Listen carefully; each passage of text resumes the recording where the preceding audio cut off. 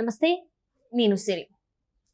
సజ్జల భార్గవ్ మీద అయితే జగన్మోహన్ రెడ్డి గారు వేటు వేసినట్టు మనకి వార్తలు వస్తున్నాయి. ఇందులో ఎంతవరకు వాస్తవం ఉందనేది మనకి వివరించడానికి మనతో పాటు ఉన్నారు ప్రముఖ రాజకీయ విశ్లేషకులు అంకమరావు గారు.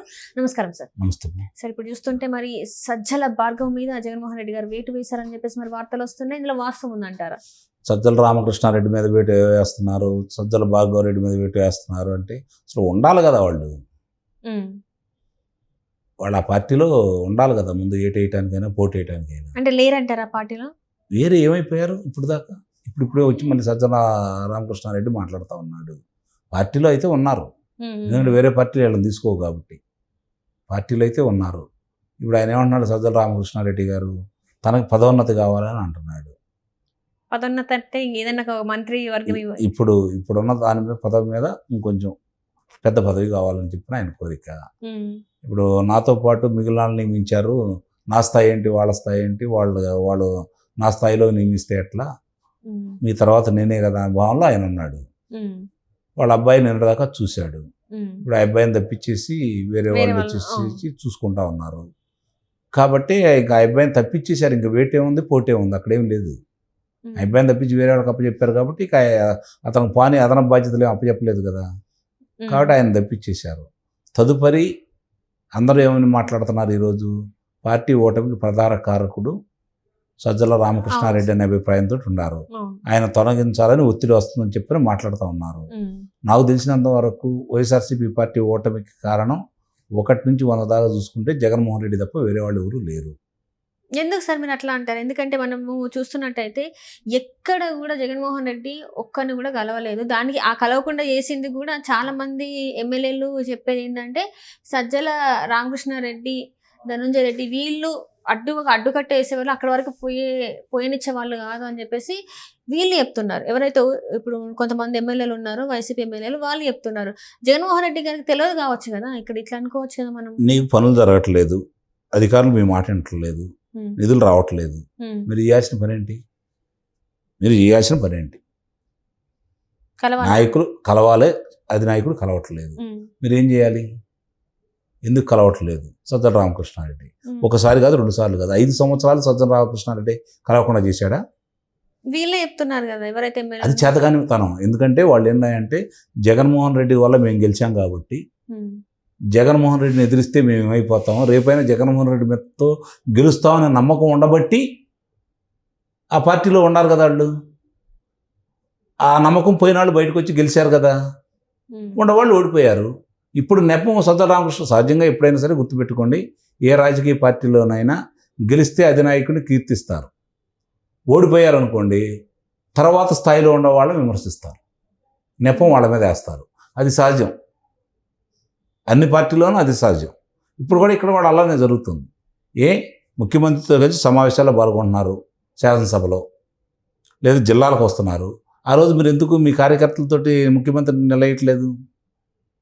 శాసనసభలో ఎందుకు అడగట్లేదు? సమాధానం రాకపోతే మీరు దూరంగా ఉండొచ్చు కదా, మీ పదవి అయితే పోదు కదా, పార్టీని సస్పెండ్ చేస్తారు, అంతేగాని ఎమ్మెల్యేలుగా తీసేయరు కదా, తీసేస్తారా? మరి మీరు ఆ పని ఎందుకు చేయలేదు ఆ రోజు? అధినాయకుడికి తెలియాలంటే ఆ పని చేయొచ్చు కదా, చేయలేదు కదా. అంటే అప్పుడు దాకా దోచుకునే దాంట్లో దాచుకునే దాంట్లో అన్నిట్లో మీరు వాటాదారులు. అప్పుడు సమ్మగా ఉన్నారు, ఓడిపోయేసరికి ఇప్పుడు ఎవరో ఒకరి మీద నెపం వేయాలి కాబట్టి ఈరోజు మాట్లాడుతున్నారు. ఎవరు శుద్ధపోస కాదు ఇందుట్లో, వీళ్ళెవరో వాస్తవాలు ప్రజలకి చెప్పినాళ్ళు కాదు, ప్రజల కోసం పోరాడినాళ్ళు కాదు, ప్రజా సమస్యల కోసం పరితపించి ఆ సమస్యలు తీర్చిన వ్యక్తులు కాదు. ఇది గమనించాలి ప్రతి వాళ్ళు కూడా. ఈరోజు అవకాశం వచ్చింది కాబట్టి వాళ్ళు మాట్లాడుతున్నారు. అంటే ఇప్పుడు కేతిరెడ్డి కొన్ని వీడియోస్ విడుదల చేశారు, జగన్మోహన్ రెడ్డిది తప్పు ఉన్నట్టుగా మాట్లాడడం జరిగింది. అండ్ దానికి వీళ్ళు అడ్డుకట్ట వేశారు, ఎక్కడ కూడా ప్రజలకి జగన్మోహన్ రెడ్డికి మధ్యలో వీళ్ళే నిల్చున్నారు అని చెప్పేసి చెప్పడం జరిగింది. ఇవన్నీ వాస్తవాలు కాదంటారా? వాస్తవాలు చెప్పుకోవడానికి మాత్రం పనికి వస్తాయని చెప్పి నేను అంటున్నాను. అంటే ఇదంతా జగన్మోహన్ రెడ్డికి తెలిసే జరిగింది. ఆయన ఇచ్చిన ఏదైతే ఉందో జగన్మోహన్ రెడ్డి గారి ఆదేశాలు కాదని సజ్జల రామకృష్ణారెడ్డి ఇంత కూడా చేశాడని అయితే నేను భావించట్లేదు. ఇది ఒకటి గమనించాలి. ఇప్పటి వరకు జరిగిన విధ్వంసాలన్నీ కూడా జగన్మోహన్ రెడ్డి ఆదేశాలతోటి లేదా అంతఃపుర ఆదేశాలతోటి మాత్రమే చేశాడు అతను. సొంతంగా ఒక్కడు కూడా చేయలేదు అతను. రైట్. ఇప్పుడు మీరు చెప్పింది సజ్జల రామకృష్ణారెడ్డి గురించి చెప్పారు. అండ్ సజ్జల భార్గవ్ మీద వేటు వేయడానికి గల కారణాలు ఏందంటే, ఇప్పుడు మరి అప్పుడు అన్ని జగన్మోహన్ రెడ్డి ఆదేశాల ప్రకారమే ఒకవేళ సజ్జల భార్గవ్ చేస్తుంటే, అంటే సోషల్ మీడియా ఆయన మెయింటైన్ చేసి మనం చూసాం. ఆడవాళ్ళు లేరు, మగవాళ్ళు లేరు, చిన్నపిల్లలు అన్ని మీద వాళ్ళు సోషల్ మీడియాలో ఎట్లా చేశారో మనం చూసాం. మరి అన్ని తెలిసి చేసినప్పుడు ఈ రోజు మరి ఆయన మీద ఎందుకు వేటేశారు? ఇప్పుడు అధికారంలో లేడు కదా, అధికారం లేరు కాబట్టి అధికారం ఉన్న ప్రభుత్వం వీళ్ళ మీద అభియోగాలు మోపచ్చు, లేకపోతే అదుపులో తీసుకోవచ్చు, కారాగారవాసం చేయొచ్చు.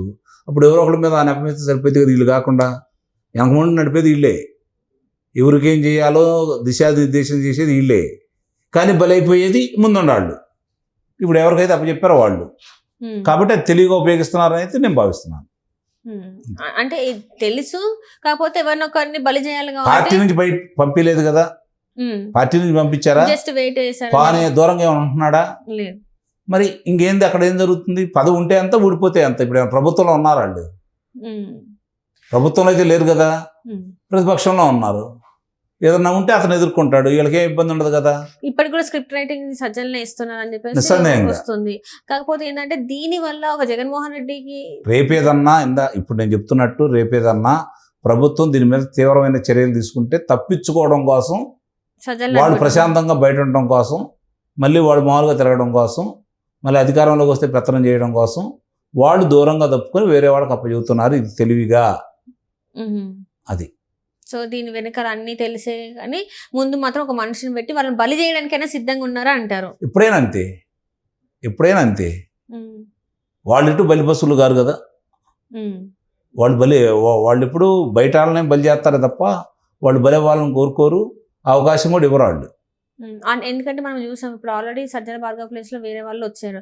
అండ్ ఇంకొకటి ఏంటంటే వ్యూహకర్త కూడా వేరే వాళ్ళని పెట్టుకుంటున్నారు. ఇవన్నీ చూసుకుంటుంటే పార్టీని బలోపేతం చేయడానికి అంటే ఇప్పటివరకు జరిగింది కాదు, ఇప్పుడు కొత్త రకంగా ఏమైనా వెళ్ళాలని ప్రయత్నిస్తున్నారు. జగన్మోహన్ రెడ్డి అనే వ్యక్తి అక్కడ ఉన్నంత వరకు వాడు తలకిందులుగా తపస్సు చేసినా ఆయన కనపడుతున్నంత వరకు ఆ పార్టీ బలోపేతం అనేది కాదు.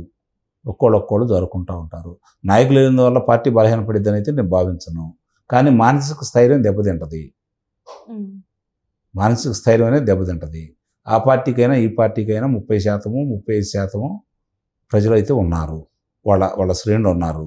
మిగిలిన 30% మంది ప్రభుత్వాన్ని గెలిపించాలా ఓడించాలా అని నిర్ణయానికి వస్తారు. ప్రభుత్వం పనితీరు బాగుంటే తిరిగి వాళ్ళు అనుకూలంగా ఓటేస్తారు, ప్రభుత్వం నిలబడిద్ది. లేదంటే ప్రభుత్వం కనుక దరిద్రమైన పనులు చేసి వాళ్ళని మానసికంగా శారీరకంగా ఆస్తుల పరంగా హింస చేసింది అనుకోండి, వాడు ఓడిస్తారు. ఎప్పుడైనా వాళ్ళ వల్లే జరిగిద్ది. వాళ్ళకి తప్పులు చేసినా ఒప్పులు చేసినా ఎన్నంటి నిలిచేవాళ్ళే శ్రేణులు. వాళ్ళు ఒక స్థిర అభిప్రాయానికి వచ్చి వాళ్ళు అట్లనే ఉంటారు. కాబట్టి వాళ్ళ వల్ల వచ్చిన ఇబ్బందులు అయితే ఉండవు, వాళ్ళు అట్లనే ఉంటారు. ఎవరైతే మార్పు కోరుకుంటారో, ఎవరైతే ప్రభుత్వ పనితీరుని బేరీజు వేసుకొని తన ఓటు హక్కు వినియోగించుకుంటారో వాళ్ళ వల్లే ప్రభుత్వాలు మారటం ఉండటం అనేది జరిగేది. శ్రేణులు బాధపడతారు, కొంతమంది బాధపడతారే తప్ప పదవులు రాని వాళ్ళు వాస్తవంగా వాళ్ళ పార్టీ వాళ్ళు కానీ వీళ్ళ పార్టీ కానీ వాళ్ళ మనుషులు వాళ్ళకే ఉంటారు. అది వాళ్ళు మారినప్పుడు అప్పుడు ఆలోచించాలి, ఇంకేముంది పార్టీ ఎలా జరుగుతుంది ఎలా జరుగుతుందని. మధ్యస్థంగా ఉండేవాళ్ళు, న్యాయ నిర్ణేతలైన వాళ్ళ అభిప్రాయం ప్రకారమే ప్రభుత్వాలు మనుగడ సాగిస్తాయి. Right. Thank you so much.